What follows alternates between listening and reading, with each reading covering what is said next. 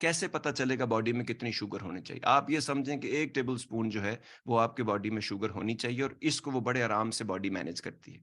लेकिन क्योंकि हमको नहीं पता कि क्या खाना है और क्या नहीं खाना, जितनी भी रिवायती ग़िज़ाएँ हम खाते हैं, ये जो फ़र्ज़ करें आपने रेगुलर एक अंडा खाया, वो भी ऑर्गेनिक पैस्चर रेज़ अंडा खाया और आपने गुड फैट खाया जो बॉडी के लिए बड़े ज़रूरी हैं, यानी कि आपने एवोकाडो खाया। ये क्या करेगा, ये एक समझें कि ये 1 चम्मच से तक चला जाएगा और आपका जो इंसुलिन लेवल है वो थोड़ा-सा ऊपर होगा और फिर वो आहिस्ता-आहिस्ता नीचे आ जाएगा। क्योंकि आपने दोबारा कब खाना खाना है, ये मैं हेल्दी बंदे का बता रहा हूँ कि जिसके आगे हेल्थ होती है। रात को या शाम को खाना है, तो वो खुद आपका शुगर लेवल बिल्कुल नॉर्मल हो जाएगा और ये एक दफ़ा ट्रिगर हुआ ये पूरा सिस्टम। हम क्या करते हैं, हम खाते हैं जी व्हाइट ब्रेड का टोस्ट, उसके अंदर 4 चम्मच समझें आप। 1 चम्मच में बाय द वे 12 अगर टेबल स्पून है तो 4 ग्राम और अगर टीस्पून है तो 4 ग्राम। कहते वो हैं, हम तो क्योंकि तुन के डालते हैं ना इसलिए वो कम से कम 6 होता होगा।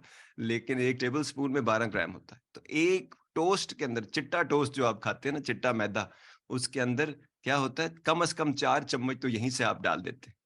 और उसके ऊपर चाय में भी फिर आप चीनी डालते हैं, वो उसको भी आप बीच में डाल दें। कोई और चीज़ें अगर आप सीरियल खाते हैं, उसमें पहले से चीनी है, तो ठीक है? तो ये सारी चीज़ें मिलके उसको फुल ऊपर लेके जाता है और आप उसको एकदम जब इस तरह ऊपर लेके जाते हैं, तो जब तक वो आहिस्ता, आहिस्ता, आहिस्ता नीचे आता है, आप लंच के खाने में फिर बिना सोचे-समझे खाना शुरू कर देते हैं। वो फिर ऊपर चला जाता है। जितना इसका लेवल ऊपर रहेगा और ये मुश्किल से नीचे आता है, उतना आपकी ज़िंदगी मुश्किल तकलीफ़ में रहेगी और आगे फिर जाके ये इंसुलिन रेज़िस्टेंस पैदा होगी और फिर बाद में आपकी और फिर आपको जो बीमारी लगेगी उसको आम ज़बान में हम शुगर कहते हैं। शुगर को कहते हैं उम्मुल अमराज़ यानी mother of all the diseases. बीमारियों की माँ कहते हैं उसको, जैसे मैंने आपको बताया कि उससे होता क्या है।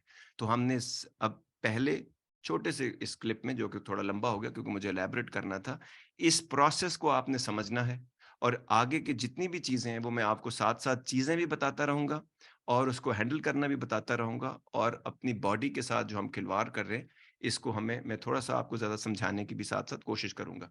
और एक बात आपने याद रखनी है, हमारी जो बॉडी है, इस बॉडी को जानना बहुत ज़रूरी है। हम 10-12 हज़ार साल पीछे अपनी हिस्ट्री ट्रेस बैक कर सकते हैं। हमारी बॉडी रोज़ खाना खाने के लिए नहीं बनी और बार-बार खाना खाने के लिए नहीं बनी है। क्योंकि इससे पहले जो हमारे फ़ोरफ़ादर्स वो हंटर्स जो थे, वो तकरीबन उ क रोज़ नहीं शिकार कर सकते थे। इतने ग्वाला तीरंदाज़ नहीं थे। हमारे ज़म कैसे तीरंदाज़ हो, सीधा तो कर लो तीर को, वो वाले मामलात होते थे। तो वो बहुत सारी चीज़ें, कभी हफ्ते में 2-3 दफ़ा खाना मिलता था, कभी मिल जाता था, स्टोर कर लेते थे और फिर सोच समझ के खाया करते थे। तो हमारी बॉडी में जितना कम खाना जाएगा, उतना हमारी बॉडी के अपने ऑर्गन्स और उसका जो सिस्टम है, इसीलिए फास्टिंग बड़ी इंपॉर्टेंट है। तो वो क्या करते थे, उनकी फिलॉसफी थी फीस्ट एंड फास्ट। इसीलिए लंबा ज़िंदा रहते थे और बहुत सारी बीमारियों से बचे रहते थे। हम लोगों की क्या फिलॉसफी है? Fast and furious.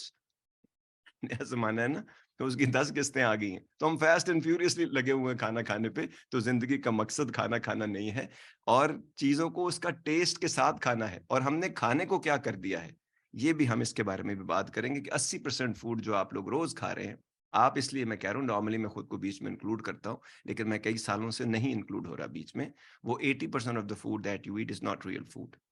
Real food क्या होता है, ये अपने क्लिप्स में आगे आपको साथ-साथ बताते रहेंगे। To get the full Radio Azad experience, download the Radio Azad app from the App Store or Google Play and take us with you everywhere.